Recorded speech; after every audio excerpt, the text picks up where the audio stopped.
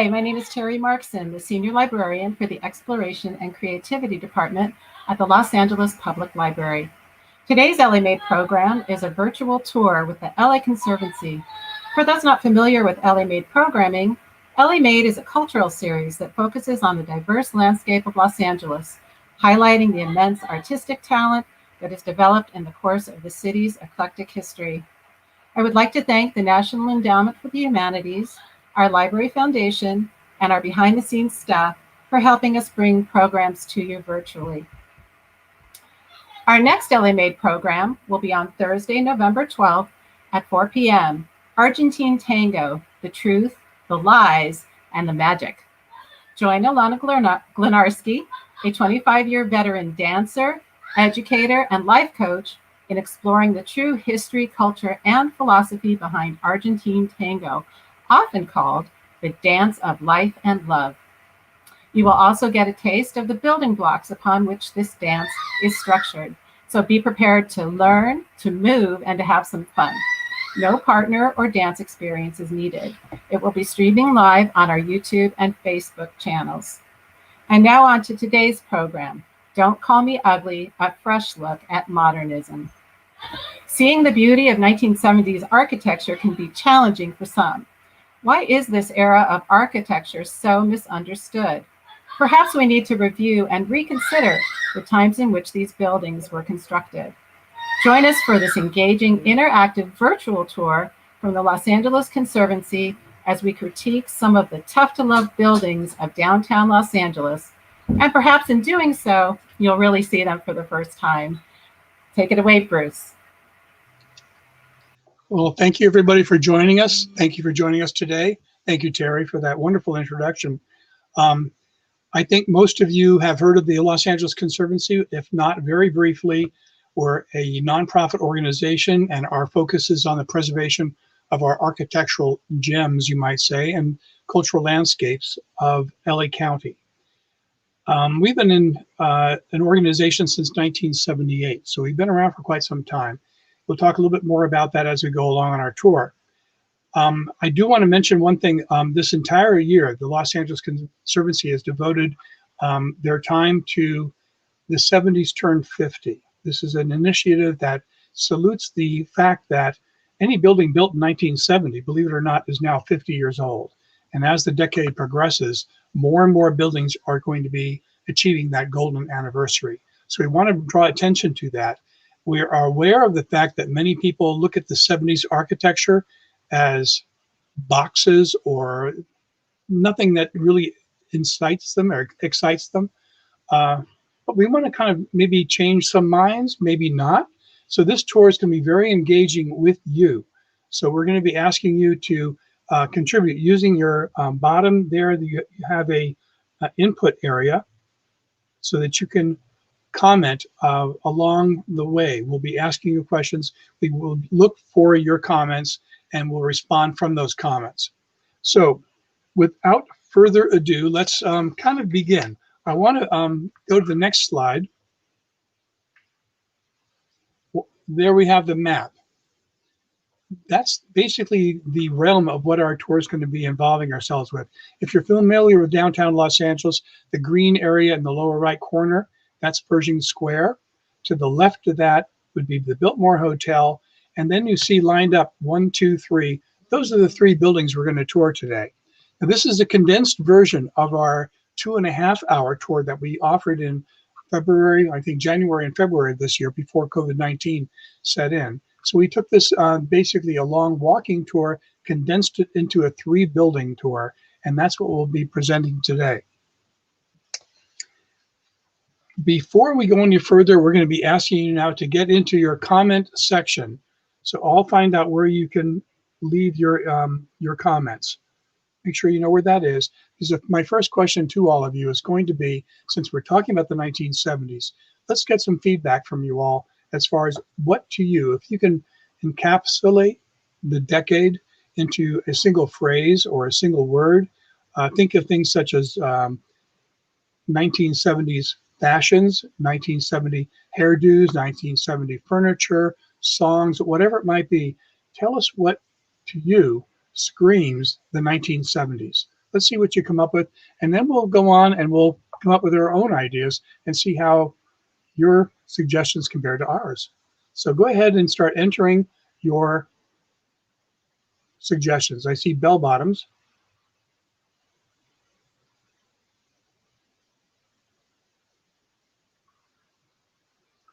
Okay, sag rugs, I think we meant shag rugs. Let's go.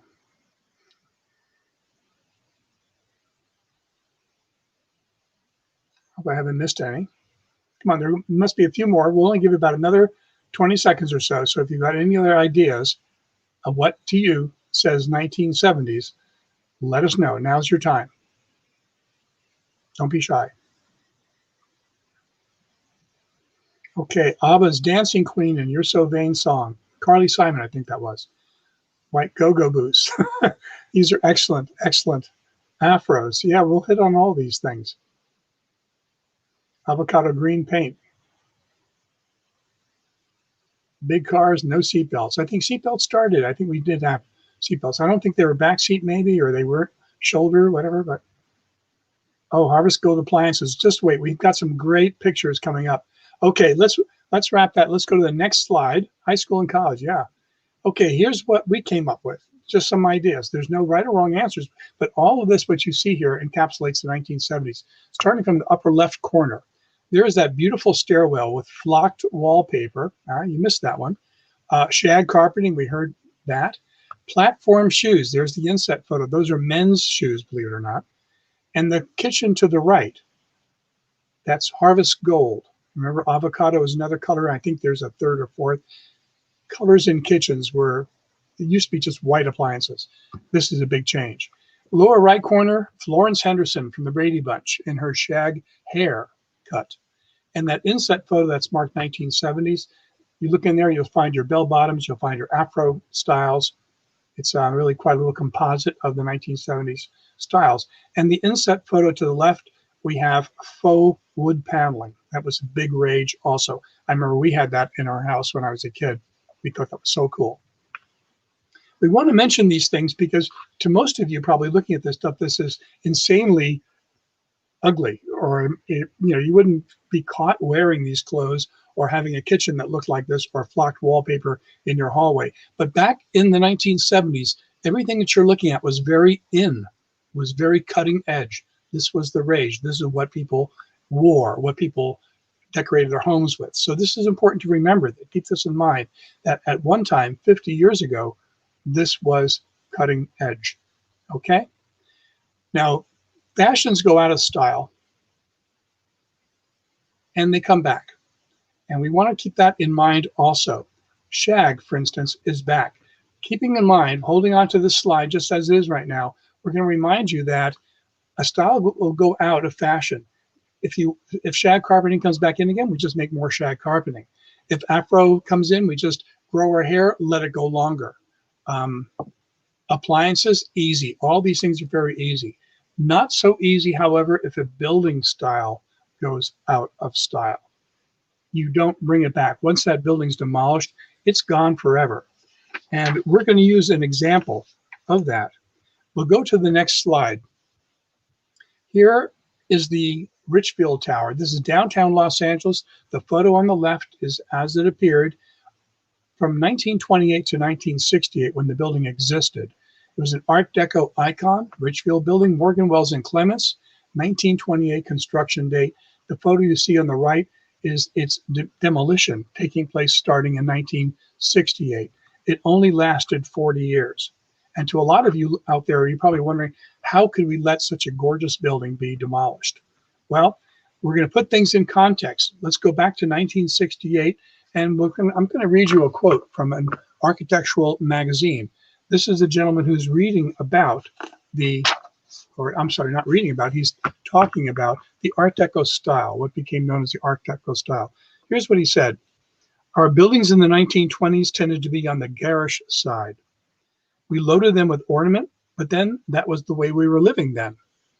It was kind of a false front era. There wasn't much behind it. That's what they were saying in 1964 about the Art Deco style. It was already passé, it was going out of style, and therefore vulnerable. These buildings are all vulnerable. Before we go to the next slide, I'm going to give you another quote. This is about another building that you probably are familiar with. And this is what they were saying when the building was being under construction. It was still being built. And this is what they were calling this structure: a useless and monstrous structure, a hateful column of bolted sheet metal. If anyone has an idea what we're talking about, what building we're talking about, I should say what structure we're talking about, you probably would not guess it's the next slide. Let's take a look at the next picture. They're talking about the Eiffel Tower.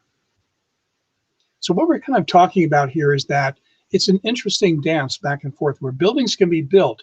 They can be immediate icons, and then they become eyesores as time goes by. Or a building can be built such as this was, which was a temporary structure meant just for an exhibition. It was expected to be torn down after 5 or 6 years. It was considered by many in the city as an eyesore when it went up. It became an icon, and it remains today. You show anyone this picture in the world, probably, they'll immediately say, oh, Paris, France. They know it. This is so iconic. The structure is so well known.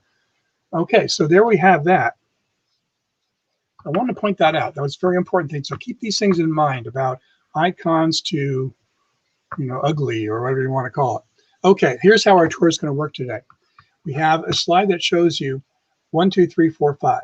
All you got to do when we hit on a building, we're going to show you a picture or several pictures of the building. All we're going to tell you is the name of the building, the architect, and the year it was built. And then we're going to ask you to vote on the building. And you do so by typing in 1, 2, 3, 4, or 5. If you want to get creative and type in 3.5 or 2.5, whatever, that's fine too. That's what people have been doing. But that's how it's going to work. We'll then talk about the building after you voted on it, and we'll give you some background information as to maybe why the building looks the way it does or doesn't, and what happened to the building over time. Anyway, we'll talk more about the building. You'll get to know it better, and then we'll come back and ask you to re-rate the building, see if your vote has changed. So it's that simple. We're doing 3 buildings. Let's go to the first one. So we go to the next slide, and here we are. This is the Aon Center, downtown Los Angeles. Charles Luckman and Associates is the architect. It was built in 1973. We've got 4 images here of the building. All I'm going to ask you to do is just to look at the building, telling you no more than that, and ask you to vote. So tell us what you think. 1, 2, 3, 4, or 5. I'll kind of summarize these as they come through. I have a 3, we have a 1, we have another 3. Keep in mind, there's no wrong answers. We have a 3, a 3. Are we having fun yet? This is fun. 3.5, a 2. I'm not giving out names here, but I'm just letting you know. 2. Give it about another 10 or 15 seconds. We have a 3. What I'm seeing is that this building is landing pretty much in the middle. See a 4. So someone obviously is more favorable than the person who voted 1. Okay, there we have it. This is the Aon Center again, 1973. You're giving it a mid-range vote. 2s and 3s are probably the average. Again, nothing wrong with that. But what we're going to do now is we're going to talk a little bit more about the building itself.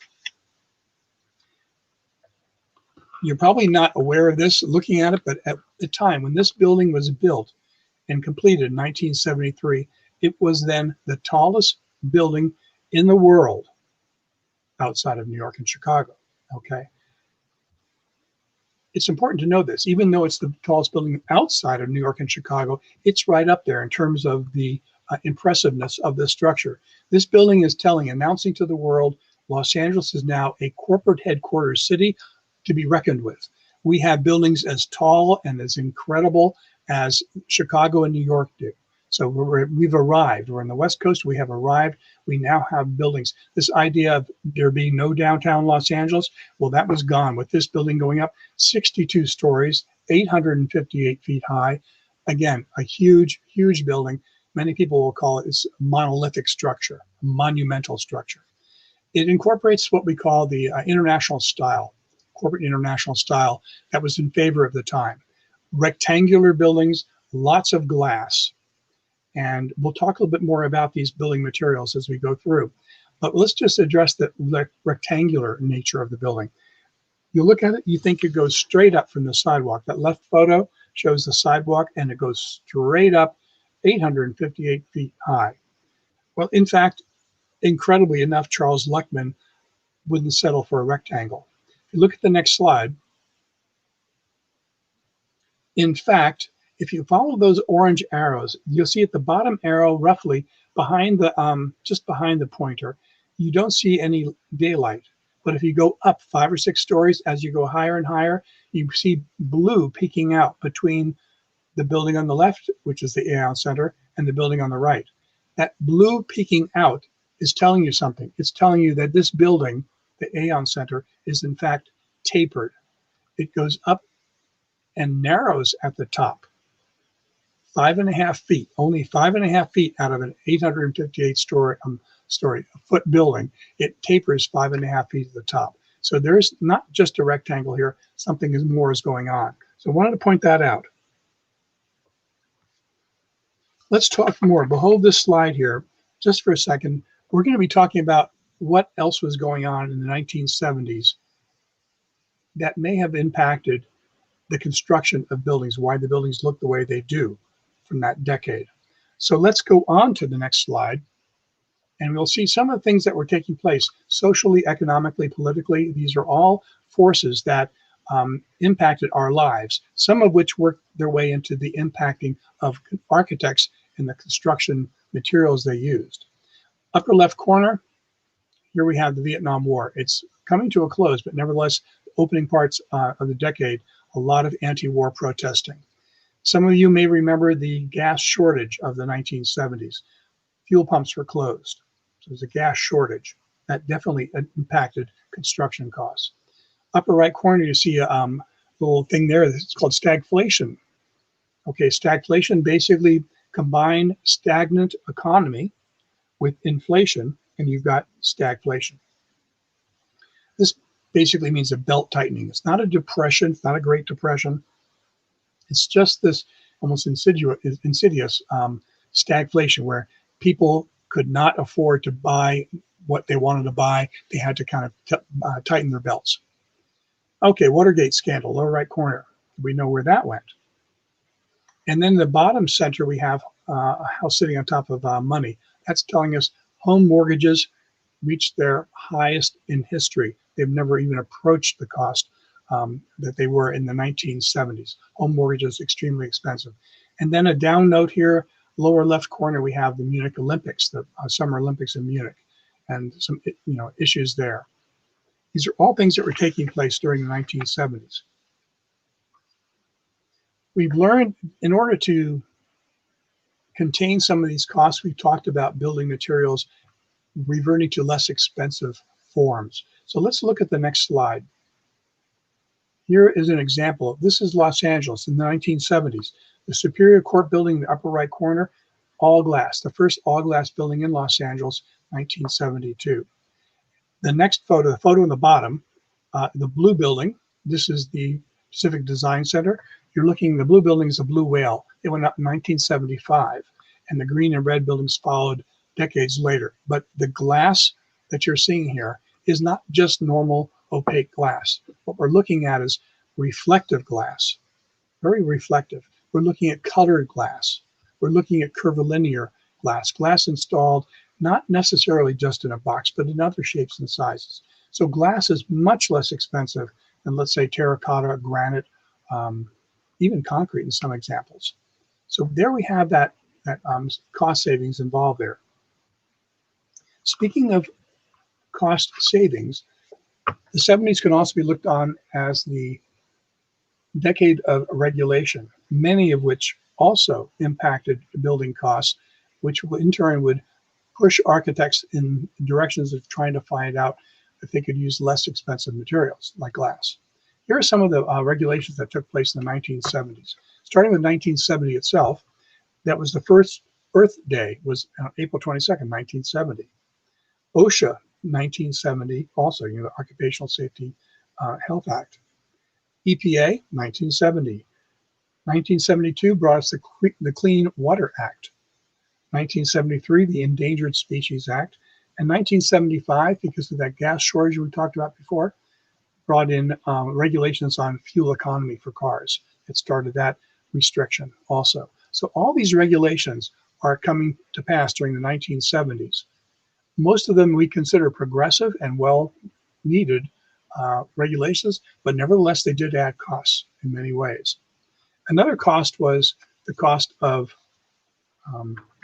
automatic sprinkler systems. In 1974, the Los Angeles City decided that any building built taller than 75 feet, effective 1974, would have to have an automatic sprinkler system installed. This is for fire, obviously fire safety. Well, we know the building we're just looking at, the Aon Center, was built in 1973. So it was able to, it was built before that requirement was put into place. But let's go ahead. It was built in 1973. Let's go to 1988 and see what happened. It caught fire in 1988.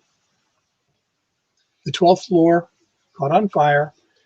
And putting it out, it was middle of the night. There were no office workers in the building, but 40 firefighters were injured trying to put this blaze out. And a hapless maintenance worker who boarded the elevator in the lobby went up to the 12th floor to investigate. That's where the fire was taking place. Elevator doors open, instant inferno. So it was an unhappy day for the Aon Center. That's 1988. The following year, LA put in effect the water sprinkler systems had to be retroactively outfitted to buildings. So any building built before 1974 had to be retrofitted with the sprinkler systems. Ironically, the Aon Center was being retrofitted for sprinkler systems on their own. They decided to do this when this fire took place. So, okay, so that was 1988 when the fire took place. 1988 goes by, 1998 goes by, 2008, 20 years later, a lot has changed in the way we use buildings and the way that we look at buildings. So let's go to the next slide. Here is the same building, the Aon Center, and what you're looking at right now is a 2008 redesign. What's happened here is that, I guess in the lexicon of architectural design, the idea of pedestrian friendly probably was absent at the time. You would walk by a building or look at a building and you were supposed to be inspired or awed by the building. Pedestrian friendly, I mean, that's not really a thing that you're looking for in a building, at least not in the 1970s. We wanted a monumental, monolithic structure to impress people, not necessarily be friendly with people, but things had changed. As pollution left the city with some of these regulations, we found that sidewalks weren't so bad to walk on. The city wasn't as dirty in terms of pollution as it would once been. Smog had been reduced.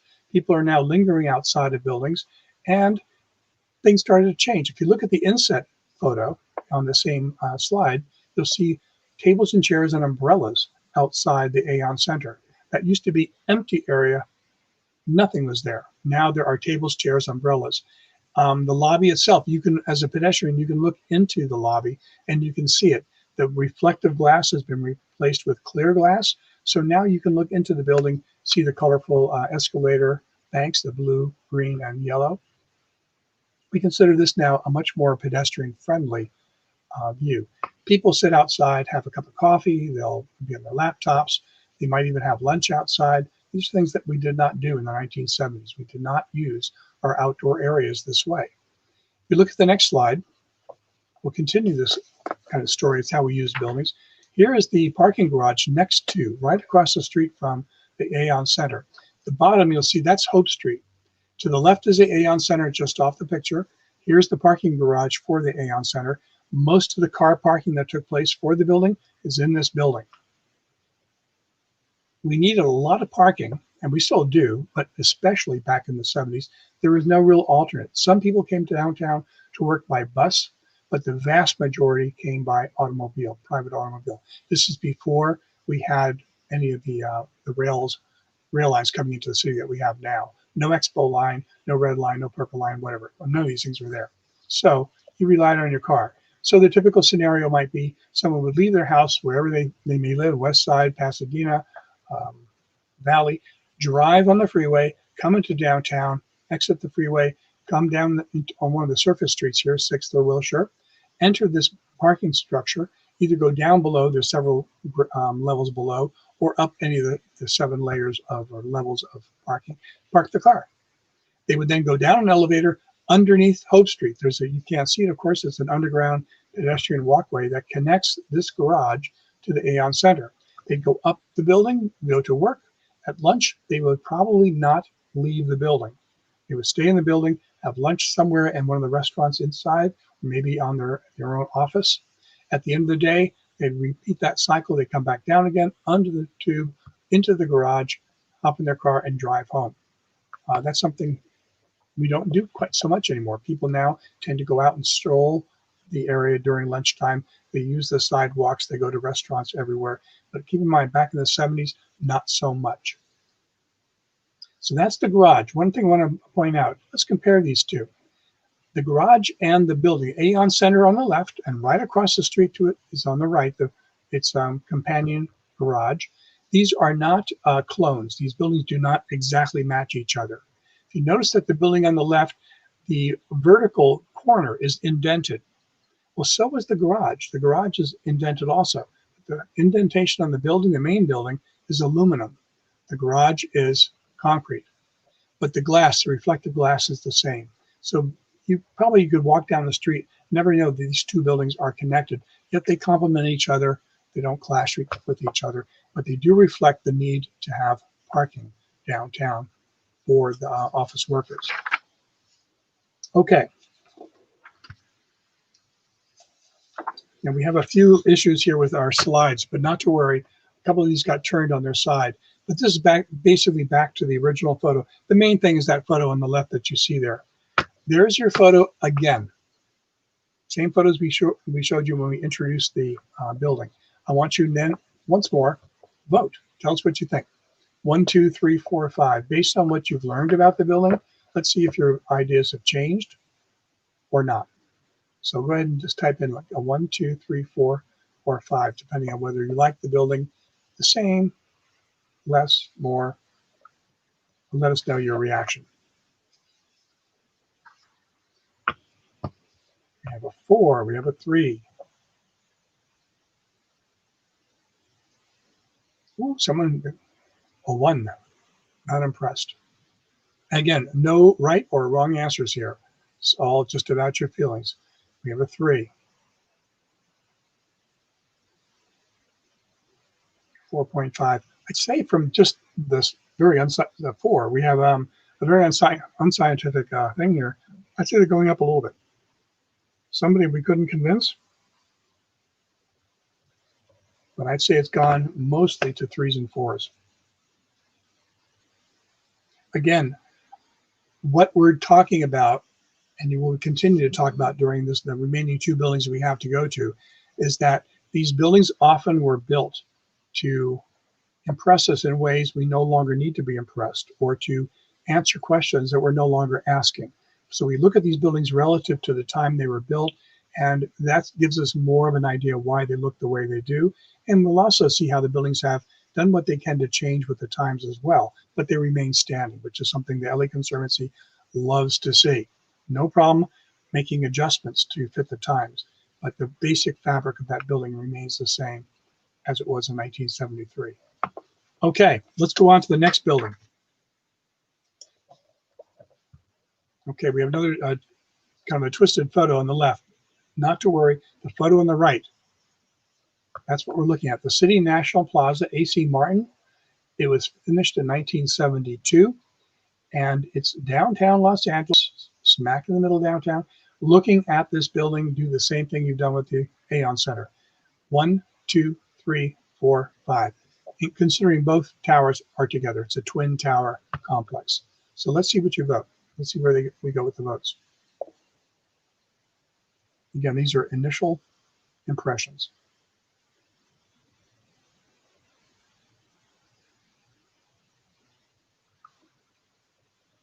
I haven't seen any votes yet. Oh, there we go. Okay, we have a 4. A 5. Excuse me. 4. 3.5. 4. 5. One person is a little tough to please there. I was given a 1. Okay, so I'd say this building is rating, these twin towers are rating a little bit higher than the Aon Center. So our first initial impressions of these twin towers might be a little bit more impressive than the Aon Center. Again, no right or wrong answers. But well, I'll tell you why we hold this slide. Again, this speaks about Los Angeles in the 1970s. When these twin towers were completed in 1972, they were the tallest twin towers in the world. Not second to New York or Chicago, in the world, the tallest twin towers anywhere on Earth. Los Angeles had them in 1972. Again, the city is underscoring the fact that they have arrived. They have these monolithic twin towers that are impressive. Do you remember the Richfield Tower we were talking about before, that icon of Art Deco that was torn down, demolished? Well, the left tower that you see here replaced the Richfield Building. Back in the 1970s, what happened is there's a merge between Atlantic Oil Refining Company, based in Pittsburgh, and the Richfield Oil here in Los Angeles. They merged together. They declared Los Angeles as their headquarters city, and they needed more space. Back in the 1960s and 70s, it tended to be that conversation did not take place regarding preservation. What took place was demolition. So the left tower was, where the Richfield Building was torn down, replaced by these twin towers. They were iconic when they were built, and they're still quite favorably, as just by our votes right now, favorably looked at. But keeping in mind that story behind one of the towers was a former Richfield Tower. We think today maybe we would have had a conversation about a way to preserve the original Richfield Building and give this merged company more leasable office space for their larger headquarters and their needs, to bring money in. A solution could have been made. A preservationist would have had a seat at the table rather than just developers.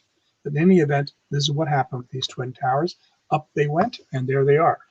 Now, if you look in that photo on the right, you'll see at the very bottom, you'll see a plaza. We talked about a plazas at the Aon Center. Well, here we have a much larger one, and it's between the two towers. It's a big open space. This is a photo from shortly after the buildings were built. And what you see in that plaza is nothing but a sculpture with a fountain, but nothing else. Let's go to the next slide and see how it's changed over the last 50 years, almost. Now, the inset photo you see in the top right, that's how the buildings looked in 1972. The buildings are there, one on one side, one behind the photographer. In the center is this sculpture. It's a fountain with a sculpture inside called Ascension. It was originally called Stairway to Nowhere, but Arco did not like that. That name didn't fit their corporate image. Keeping in mind, Arco, Atlantic Richfield Company. That's why Richfield Tower, figures in all this. But there's the Arco Center, 1972, a beautiful plaza. You'd walk in there, the idea being you'd be awed by these huge buildings around you. But you didn't really use the plaza for anything else other than just to pass by or pass through. Now, the larger photo on the left, that was taken in January of this year. And you can see how much that plaza has changed. The plaza area now incorporates actually not just benches and stools, but actual comfortable Danish mid-century modern seating, planter boxes, plants. People come here, they use this space for a cup of coffee, to chat with their coworkers, maybe to have lunch, maybe to work on their laptops. The point being is that this open plaza area is now not devoid of anything. It's now filled with seating for people to use this plaza area. So here's these buildings now answering a question that wasn't being addressed back in 1972. The question being, hey, where do I go during lunch or whatever? What can I do? Well, let's hang out outside. Let's hang out in the plaza. No one said that back in 1972. But here we have people all over the place here. Okay.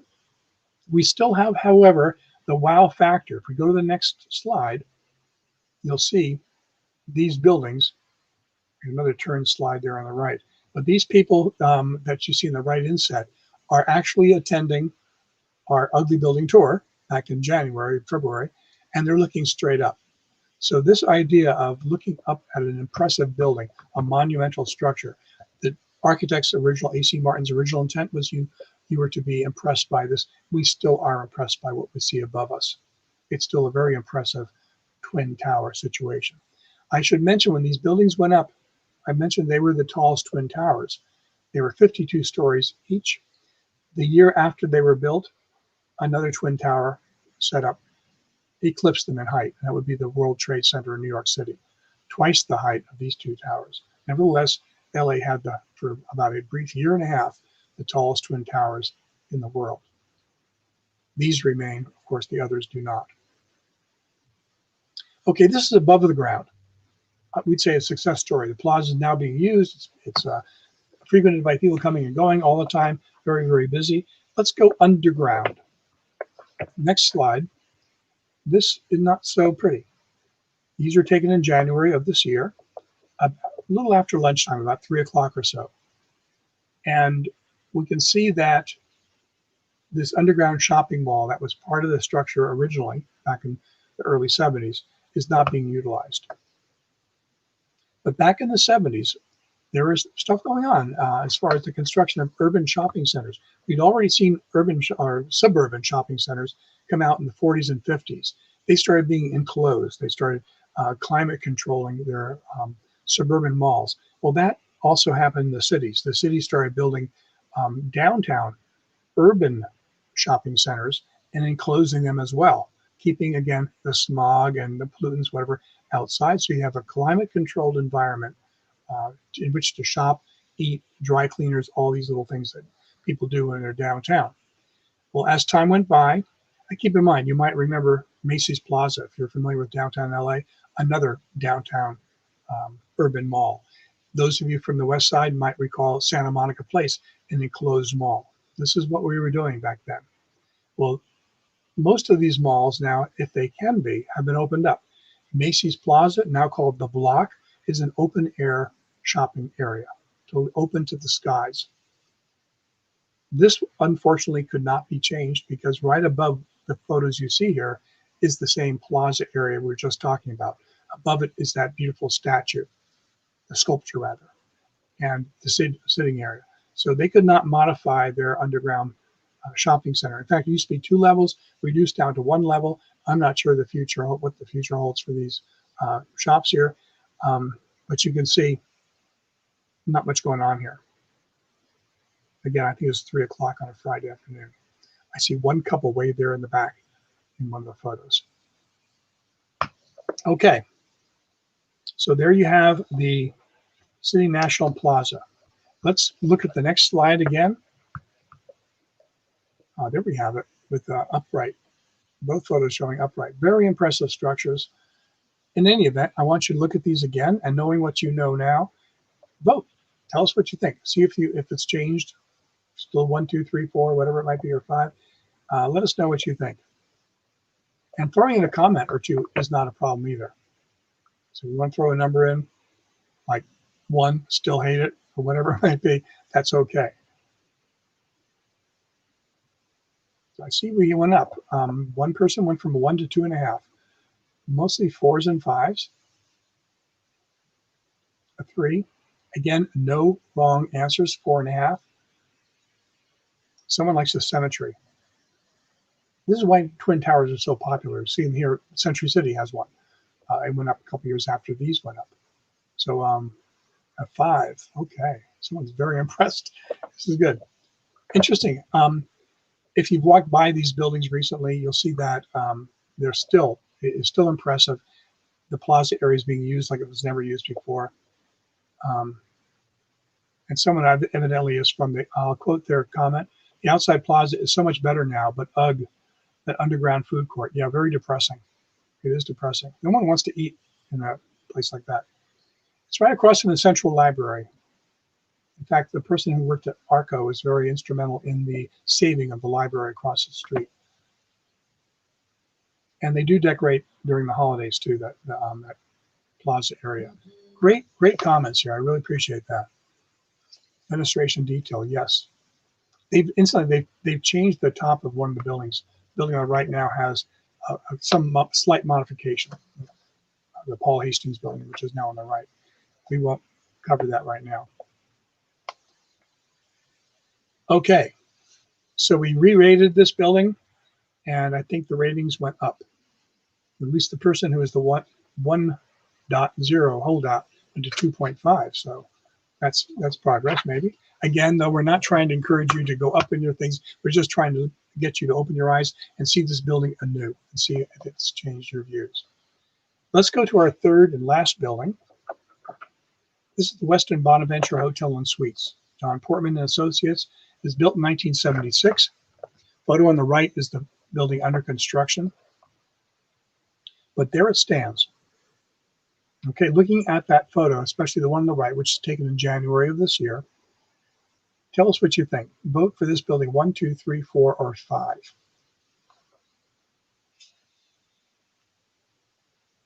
And then we'll discuss it in just a moment. Excuse me.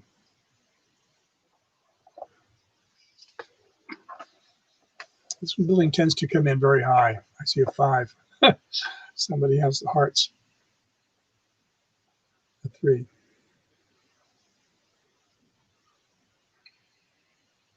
Somebody swam in the pool. We find that people have a direct connection to a building, something like they worked in the building, or they had a high school prom there. Another prom. I was going to be asking you folks if anyone's attended an event there. You're already doing it and telling me without even being asked. But yes, when you have a personal event that takes place in one of these buildings, you have a much closer relationship to that building. It has memories. This is something also to consider when saving a building. It's not just about saving an architectural style or an architect, but it's also saving, in many cases, what took place in that building, what's important to people because of things that they did in that building. These are reasons for preservation, sometimes as strong as the others. Okay, so there's the Bonaventure Hotel.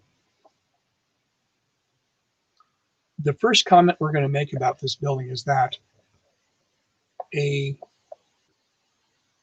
impression from the sidewalk that most people have when they walk to the building, they're not impressed with that pedestrian unfriendliness they see right in front of them. If you're looking at the slide on the left, excuse me, you see a lot of concrete. But if you look carefully, you'll also see some bridges. So we can point those out with the arrow. We just see there's a few bridges that lead from the left side of the photo off the photo, 2 bridges on the right, one at a lower level, one at an upper level. That gives us a hint as to what's going on here. Why are these bridges all around this Bonaventure Hotel? Well, the answer is, well, about to come to you right now. So the pedestrian friendliness of where we stand on the sidewalk, this is a 2020 shot in January of this year. It looks right at all this concrete, looks like a fortress. It's pretty above it, but down below at the pedestrian level, not so much. Well, let's go to the next slide. This is what's happening back in the 1920s. In this picture, I love this picture, incidentally. It's Broadway running lower left, upper right, 7th Street running across in the middle. 1920s, Broadway and 7th, the epicenter of downtown Los Angeles. And if you look carefully at that photo, you'll see all kinds of transportation modes. Pedestrians, streetcars, private cars, probably taxis in there somewhere. You even see a horse-drawn carriage on the lower right corner. Really heavy congestion downtown LA. And it only got worse as the decades went on. This was the situation that urban planners were really concerned about, because after World War II, there was a big move out to the suburbs. It happened in cities all across the country, including Los Angeles. And what it was doing is it was bringing people, shoppers, who are not coming downtown and going through all this congestion. Why come downtown when I can shop in Westwood, or I can go to Pasadena, or I can shop in Sherman Oaks, Galleria, whatever. So there was this kind of a sucking action where people were being drawn away from the downtown core. And this is not only shoppers, but also workers. So you had Century City going up, and you had all kinds of little mini hubs of corporate activity going on. But it was taking out of the downtown core workers and shoppers and diners. So the idea was by a lot of the urban planners that we have to do something to stem this or stop this in order to preserve our downtown core. What can we do? Well, one solution among many, one solution was let's separate vehicular traffic from pedestrian traffic. We'll have the pedestrian traffic up above the vehicular traffic so they can walk from building to building unimpeded by crosswalks or the danger of a streetcar or whatever it might be. So that was a solution. And this was taking place in downtown Los Angeles in that new area that was being developed called Bunker Hill and the environs right immediately near it. Well, the Bonaventure Hotel sits right at the base of Bunker Hill. So it was part of this plan to separate traffic from the pedestrian traffic. So let's look at the next slide and we'll see how this was working out. Here's a slide taken. John Portman had just started designing the building, and this is what he was designing for. This is what he was designing into. This idea that LA was going to have a above ground people mover. That's the system that you see moving there, an automated people mover. It would go from Union Station all the way down to the convention center, winding its way through downtown, going down 5th Street, right past the Bonaventure Hotel, which you see in the image with that big shining light reflecting back.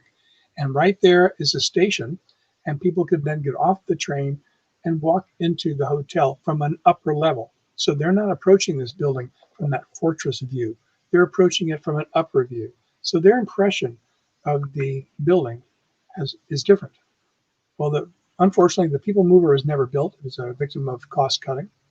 But the system of elevated bridges and sky bridges and landscape walkways was completed and remains today.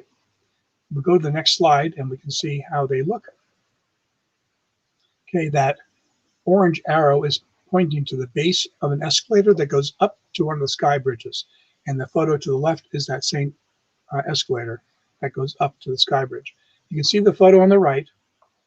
The Bonaventure is off the picture, but you can see its landscaped area. You can see its swimming pool. Someone remarked about a swimming pool there. And it's actually quite pretty. The photo on the left, speaking of pretty, has often been likened to a rocket. You have to use your imagination a little bit, but the circular towers that you see here, keeping in mind, here the architects using glass, saving money, but he's getting a monumental structure. He's getting it very impressive using curvilinear shapes, cylinders in this case, and there's 4 cylinders, one on each corner of the building, and in the center is a slightly higher cylinder. So here we have booster rockets on the outside and a rocket ship in the middle. Okay, so this is the 60s and 70s when these are being designed. We're very much in the moonshot period. So this had some reason for looking this way. Anyway, there's the building. Very glassy, very futuristic looking, you might say, and very impressive. People would often bring friends downtown to tour the building. It was important as going to the Radbury building or to the library, whatever. Here's an iconic structure that was a tourist destination in itself during the 1970s. And we'll learn a little bit more about it as we go on. Did we vote for this building? I'm not sure if we did.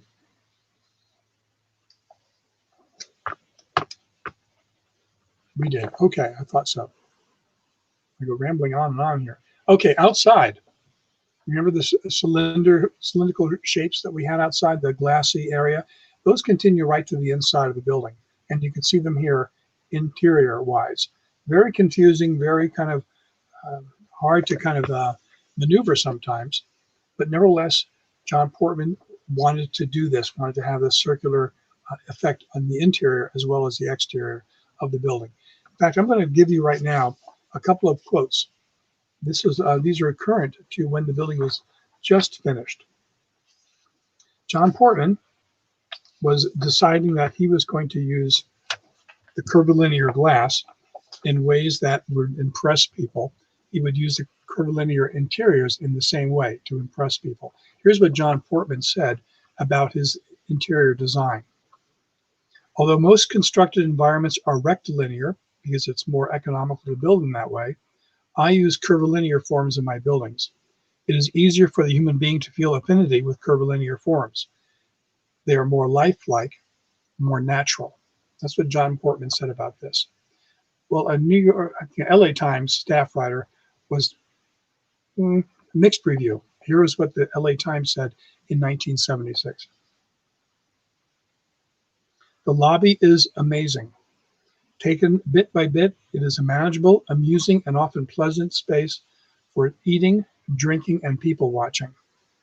Taken as a whole, it is a confusing, unmanageable maze of curved concrete walls, columns, barriers, and stairways punctuated by pools of water, potted trees, and furniture.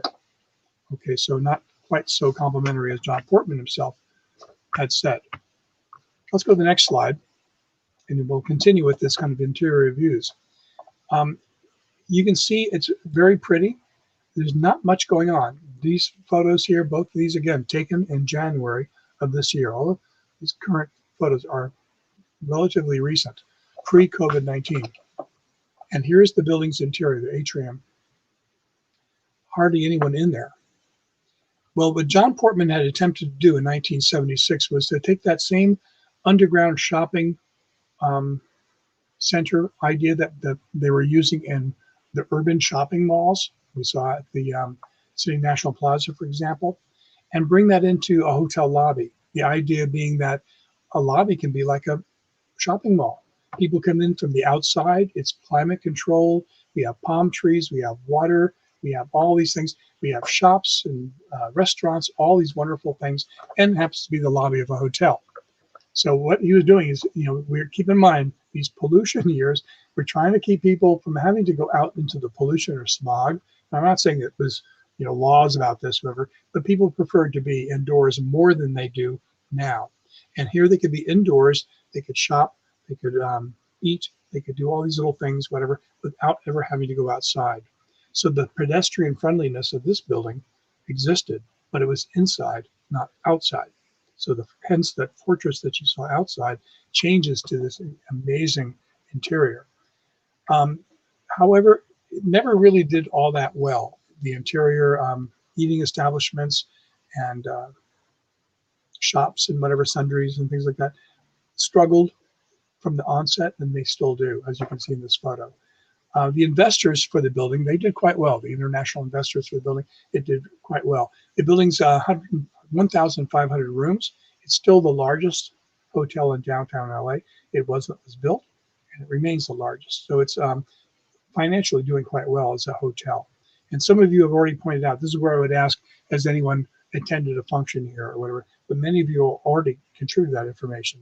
You were here for a lot of people said that they were here for a class reunion or a quinceañera or something like that. So that's how some of these memories of this particular structure resound with us today. Okay, what we're going to do is we're going to now go to the elevators. One of the fun things about this building are the elevators. And here we have a slide that depicts the movies that were been filmed here. For the use of for our time, we'll just mention the one, True Lies. Arnold Schwarzenegger was the star.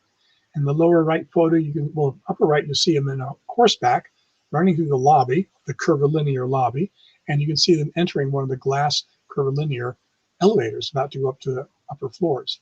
I'm not sure how the movie all ended, but I think there's water that came out of the top or something happened. But the hotel was such an icon, so different, so new, so impressive that filmmakers came here. LA Law was filmed. A lot of movies have been filmed here. Okay, we hop on one of those little elevators, and up to the top we go. If you've been to the Bonaventure Hotel, you'll realize when you go to the top of this building, you're hardly at the top of the skyline. You're only midway up. This is about 34 floors up. Okay, there are a lot of buildings in downtown LA that are 50, 60, 70 stories high. But what appeals to most people about this, number one, it is the only remaining revolving restaurant in the state of California. I think the closest one you'd have to go to would be the Space Needle in Seattle. It makes a revolution about once every hour, and that revolution occurs within the skyline. So you're not on top looking down at buildings. You're inside the skyline, you might say, in the midst of the skyline. And people find that very attractive. So that's the top. That's the Bonavista Lounge you're looking at right now. Still a very popular destination. Okay, so that's the Bonaventure Hotel. We go back to the bottom, and here's that photo again. And what I'm going to do is going to ask you to vote again. Let us know what you think about this building, knowing what you know now. Let's see if anything's changed. And I will tell you that for most people, the rating doesn't change much because the rating tends to be fairly high from the beginning. Okay, let's get some numbers.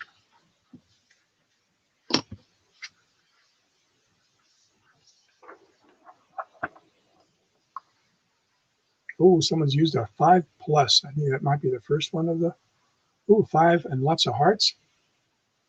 Our number one person, what's won a lot, gave it a 5.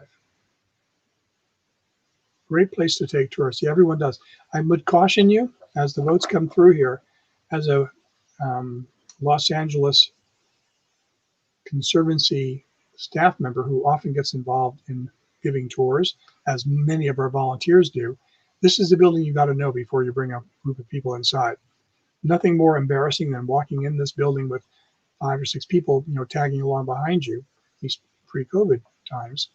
And you walk in the door and, okay, we're going to go to the Bonavista Lounge, and you can't find the elevator that goes up there because not every elevator goes there. So you start wandering around, and next thing you know, you're totally lost, and you've got a group of people behind you. So this is a hotel that when you walk into it, you are almost immediately visually impressed, but physically confused. And John Portman intended it to be so. He wanted that confusion to take place. You were lost in this little city that's with all these different things going on. He wanted people to be kind of lost and kind of needing to find their way through. So there's the Bonaventure Hotel. Do we vote for it? Yes, we voted, and we all went up in our view of this. So this is a wonderful, wonderful little escapade we did here. Just 3 buildings. We want to point out again, someone stayed there once and loved the curved windows in the rooms. Yeah, keep in mind those rooms were all curved glass as well. They're pie-shaped rooms, so it's kind of unusual too. Again, we're talking about the 70s architecture. Here's a building that's actually pretty much held its own. It was impressive when it was built in 1976. It remains so today. Some changes have occurred in the building, but not too many. We have to remember, though, that these buildings, the building that was built in 72, 73, and 76, those are the years that the 3 buildings we visited today were built. And that each one will be celebrating a 50th anniversary as the decade progresses.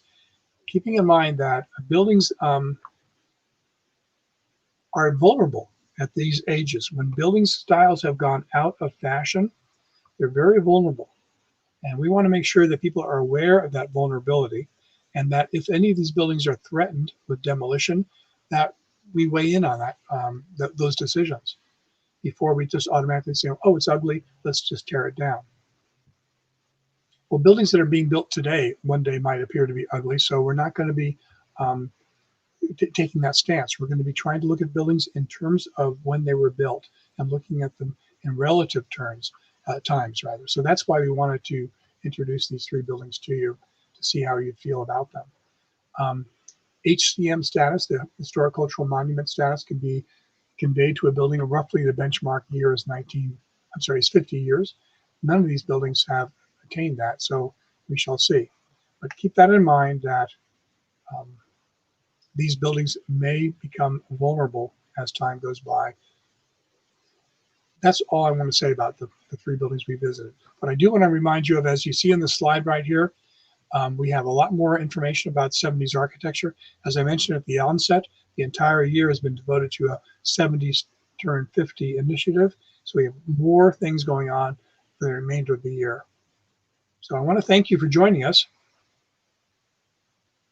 And I think I'm going to mute myself and let you guys.